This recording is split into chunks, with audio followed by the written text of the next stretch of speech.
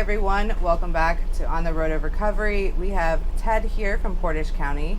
He came out to share his recovery story with us. How are you doing today, Ted? So far, so good. So far, so good. All right, well, let's just get started from the very beginning, childhood. So can you briefly tell me what it was like? Did you grow up with both your parents? Did you fit in at school? That kind of thing.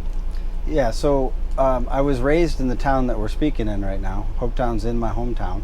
So I'm sitting in the projects where I grew up.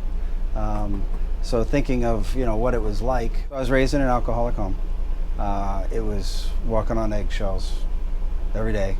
A lot of uncertainty, a lot of instability. The story I got growing up was my dad's father, my grandfather, went to get milk when he was about 10, and he didn't see him for 15 years. And then it kind of repeated. My dad left when I was about 10 and was homeless for the next 15 years.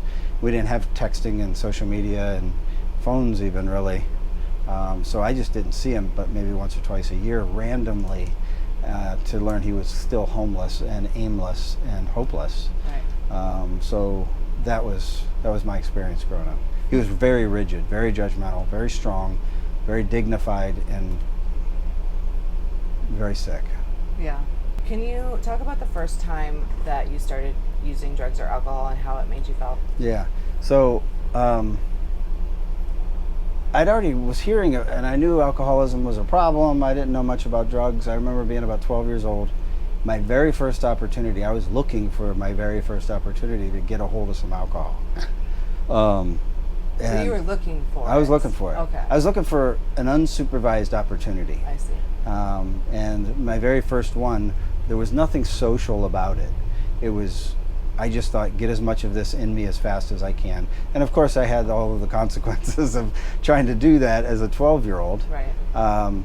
But what it registered in my head was, I want to do that again. Even though the consequences were immediately obvious and bad, I wanted to do it again and again. And never was it social. Never was it to take the edge off. I was real extreme in the idea that it was my solution. There was something about it that told me it was a solution. And on a short, in a short-lived way, it was. Right. It fixed it. Right. Because it made it go away. I couldn't articulate how much pain I was in because I didn't want to hurt or concern those around me. I didn't know that I was in pain. It was just how I normally felt. Right. I just knew that seemed like a solution to me. And so I sought it, and I used when I was 12, and I never stopped using until I was almost 40. Wow.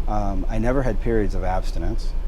I always used something. And the results for alcohol, and this guy, this guy has alcohol, it's not a social experience. And I had a lot of consequences early.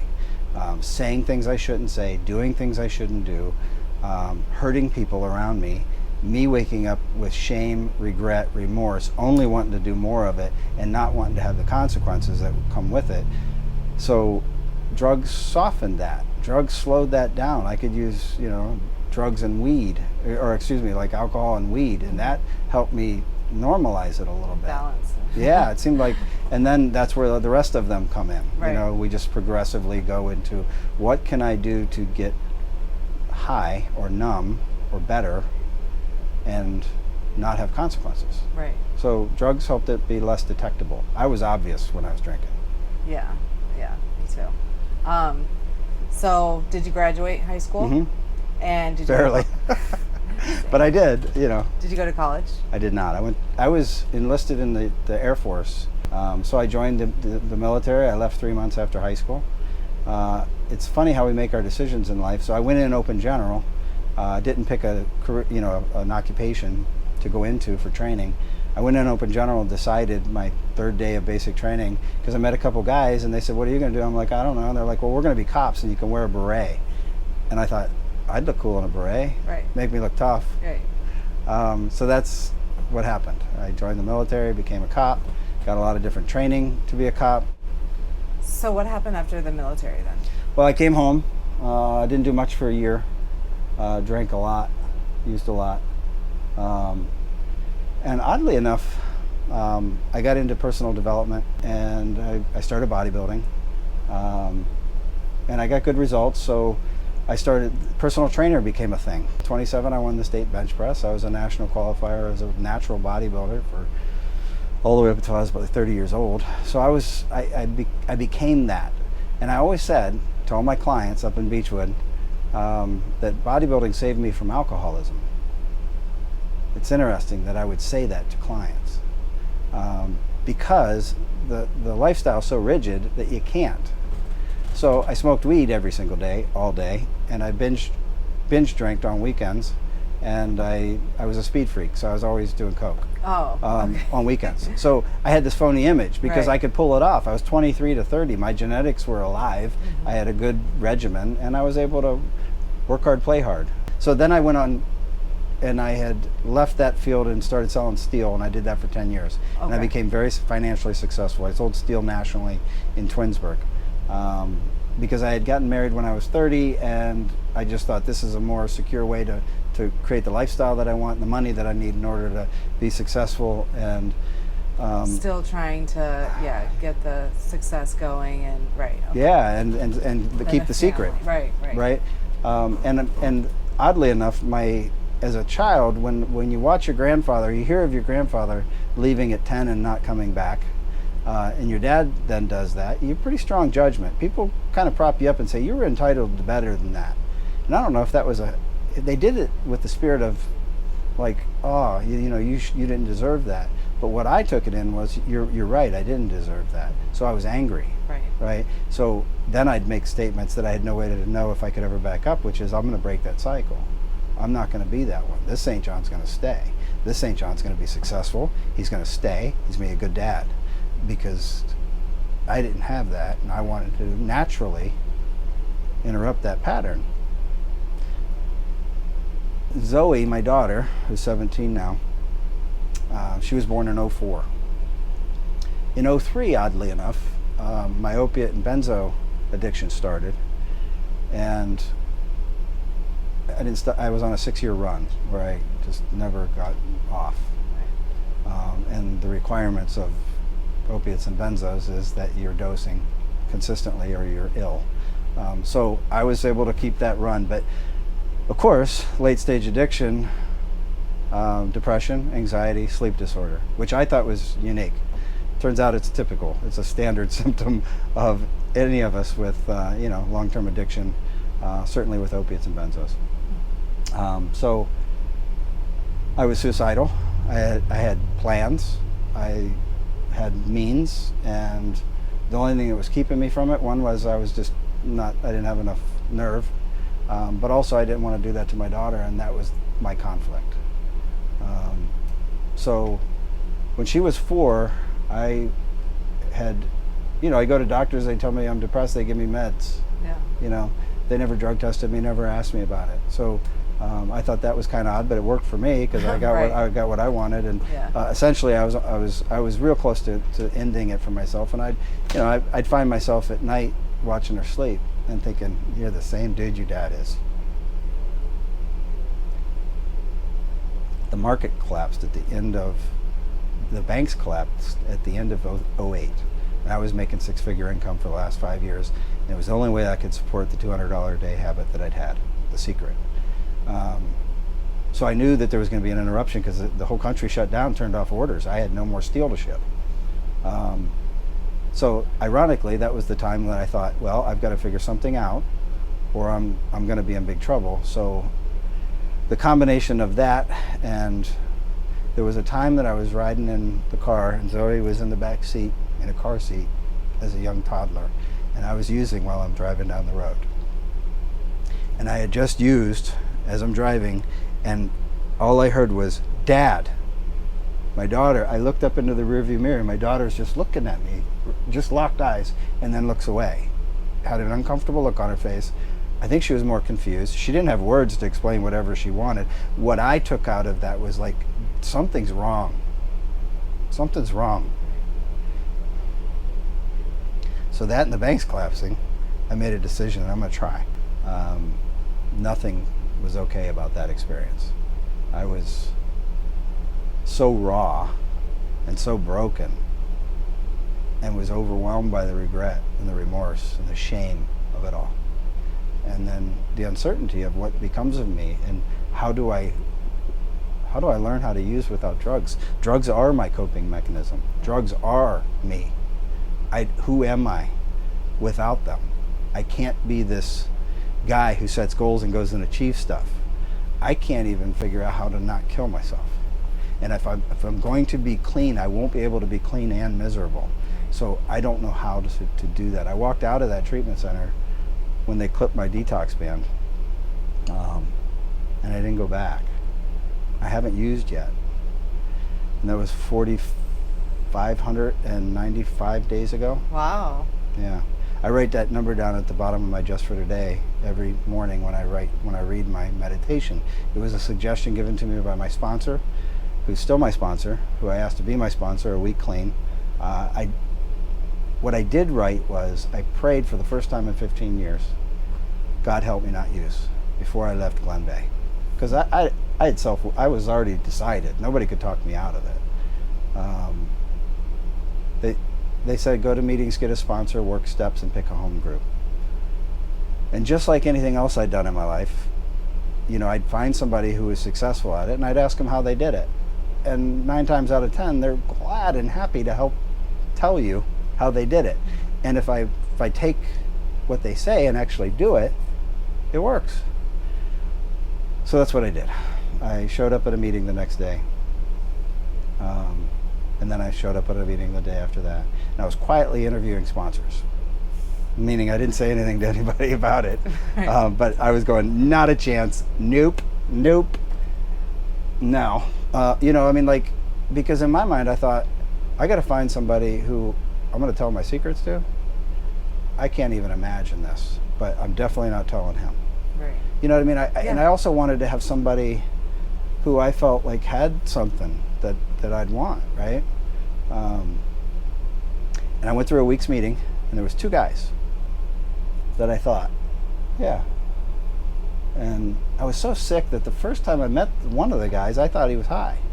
But he had 20 years clean, but I'm skeptical. Yeah. I don't know a person who was a drug addict like me. I didn't know one person that didn't use anymore anything and was okay with it. I didn't know anybody. I'd heard alcoholics stop drinking, but not drug addicts stopped using. Well, the one guy became a good support person for me, and the other guy became my sponsor, and he turned out to be a father figure to me, and probably one of the most influential male I've ever had. His name's Jim Beadle, and he saved my life, and he taught me how to be a father. That was a bonus, but that was the whole point. The whole point of me not just going off into oblivion, shamefully, regretfully, was to break the cycle. Right. So that was the genesis of this recovery for me. They say you can't get clean for your kids, but they can sure as hell be the motivation. Yep. And it continues to be. Because I've been there for all the father-daughter dances. I coached all over softball, right here in town. Everything I say I'm going to do, I do. That's unheard of for a St. John guy. That's amazing. And I couldn't have done it without the help of those who'd been through it, suffered through it. And it's not just about getting clean. It was about learning how to be a father, a brother, learn how to be a friend, learn how to have integrity, learning how to actually have character. The people that I'm closest to know me, and nobody ever did. Nobody ever knew me because I didn't want anyone to see me. Right. So, more often today, I am very transparent. I'm in a really good relationship right now, and she's not in recovery. She's never been around recovery. She's been around a lot of addiction, and she always says to us, like, he speaks another language. Like, I've never heard anybody talk like him. And for us, it's just how we talk. Yes, right. But the way we talk and what we say, and then how we act and how we don't act, that's all new. With about 3.5 years clean, I had gone back to selling steel, hated it, was only doing it for money, miserable, didn't know what I was going to do, but it made good money. So I made a decision to work in treatment. I went from six-figure income to $12 an hour, drove an hour to Rock Creek, second shift, and I did that for a couple of years. And I did really good at it, and it changed me. I found meaning and purpose in working with people in recovery. My family thought I'd lost my mind, I think, because, how are you ever going to make this work financially? You got responsibilities. Right. Somehow it always worked. And so then over time, I started working as a manager and then a director at First Step Recovery in Warren. Then the seed got planted. One of the founders of First Step told me that he saw me as the person who would run one of their locations in Portage County. And at the time, I didn't have any skill set to be a CEO of a treatment center. I didn't have enough exposure to any of that, training, education, none of that. But he was like, you can definitely do this. So it planted the seed. So then I started, like I did with my gym when I was in my 20s, started thinking, well, then that's just what's going to happen. And people started approaching me like, hey, you work in the field, we want to do this. And so I tried that a couple times and it didn't feel right. And then the third time, I was an officer at New Day Recovery in Boardman. And this group approached me. This person became my partner, Regina Mitchell. She's in Warren. She's also in recovery, and she wanted to give back. She wanted to make an impact in her community, and she financially and overall has just been a huge gift in my life because she supports the idea and the mission that we were on. So we started Hope Village together. I became the CEO, and we started offering services to adults in Portage County, male and female, for drug and alcohol and mental health. We do dual diagnosis. We got really involved with the jail. We do services, unprecedented services in our county jail. At the time the sheriff was, this is not a bed and breakfast. This is incarceration. This is not treatment. This is not what we do. And I met him a couple times and realized his soft spot is family. He met my daughter when she was really young, and he remarked on how valuable and what an impact my commitment is making on her. I don't think he gave two shits about me, honestly. I think he was a softie inside about how the families suffer. So when he saw a success story, naturally he supported that. So we became friends, and he let me in that county jail. And so we started providing services in the county jail through Hope Village. Workshops, re-entry program.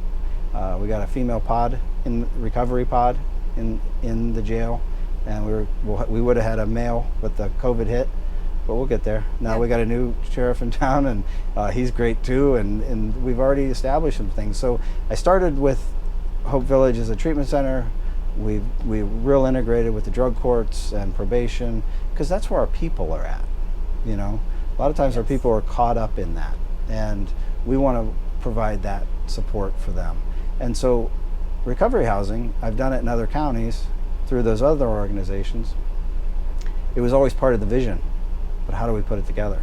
And Portage County doesn't have level 2 recovery housing.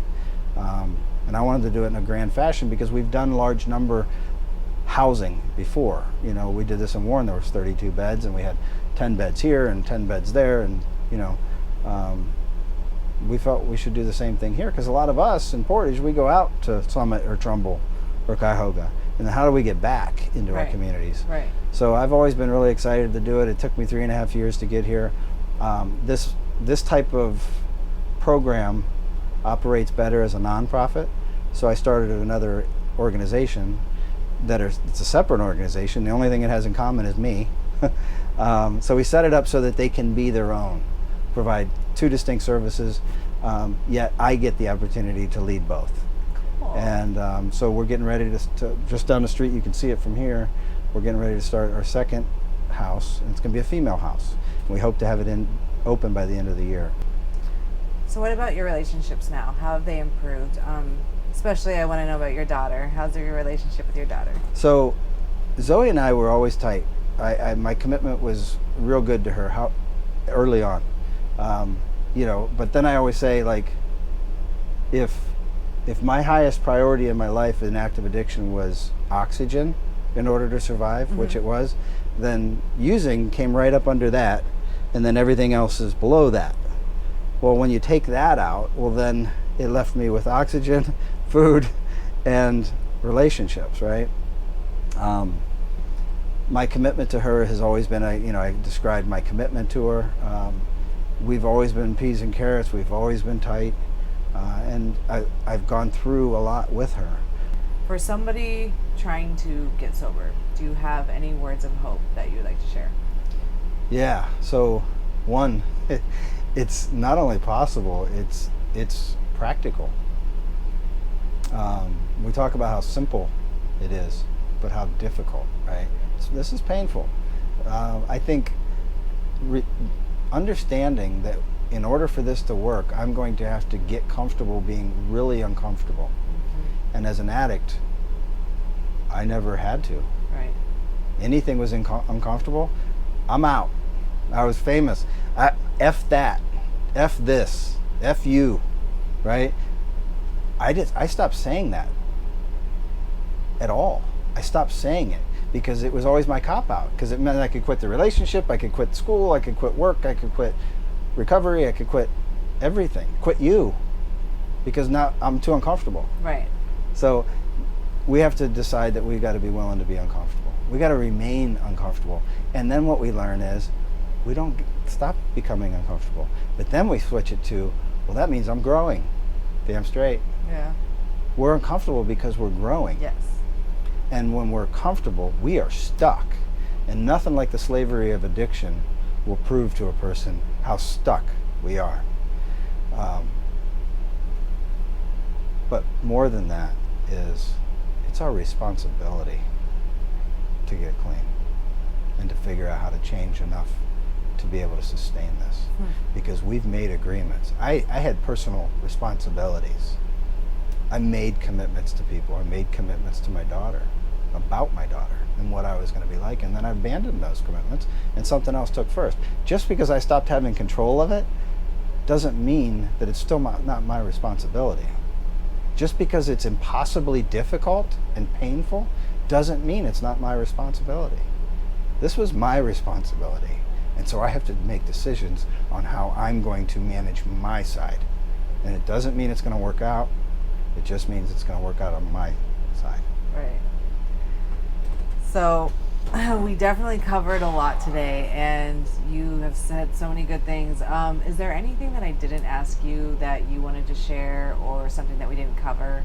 So, no, just something cute that I think is really, I had mentioned this, I'd shown you that when you asked about my clean date. Yeah. I would never have put my clean date on a tattoo or on my body, right?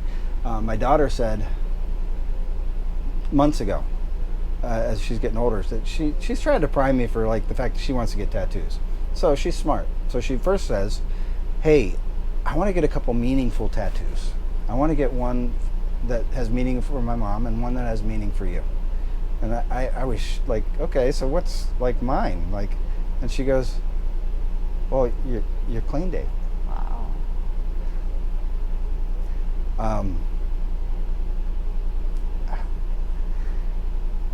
So we went to LA for a week. I took her to LA for a week in July.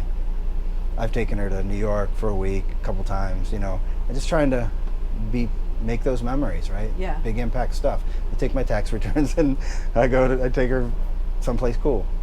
And so we did all the stuff. We did Skid Row to resorts to all the Sweet. beaches, and that's Yeah. she's with me. She gets to see all the walks. Yeah. She's been raised like that. And so I surprised her the last day of our vacation. I scheduled this cool little thing, this tattoo place in historic downtown LA, and she got 22009 on the back of her neck. So naturally, I got a matching one, because if your daughter wants to do that now, we're all in recovery, and typically you're like, well, be careful with that one. That's not yours to have. All you get is today. And I thought, well, it just, again, it puts more meaning and value into me doing this and maintaining this. And, the fact that her and her friends in this community are all aware of what I am Yeah. and embrace it and celebrate it and look to it as some symbol of hope, because when I grew up, I didn't know drug addicts stopped using. So I didn't either. if I can be that for her and her friends and this community, then that's something that, I think is worth my efforts. Yeah. But the biggest one is when you have a child who sees that as that important, and she's that proud of it, because ultimately she knows it started with her, and today it still continues to be about her. I think it's pretty cool. I just can't even imagine. Couldn't write this shit. Yeah. Right. I personally love the tattoo, and I love your story.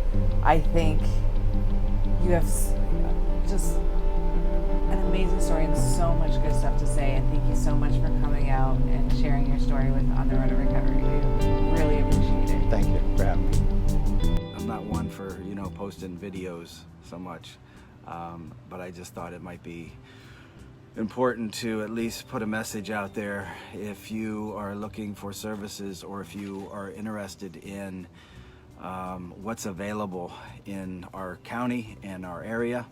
If you're a beloved one of somebody, a person with addiction, and you want to engage in some family education, then certainly give us a call too.